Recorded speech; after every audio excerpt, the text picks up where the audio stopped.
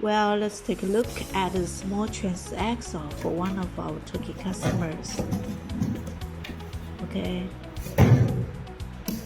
put on the switch, and this is the battery meter, 24 volts, and switch on by using the button. And this is the CE certified controller and wire harness, and the throttle, and this is for forward and the reverse switch. The other one is the beeper. Yeah. Okay, acceleration. This is the forward direction,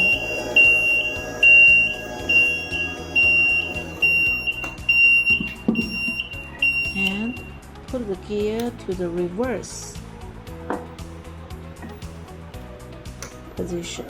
Okay, and using the throttle, as we can see, the reverse speed is much slower than the forward speed.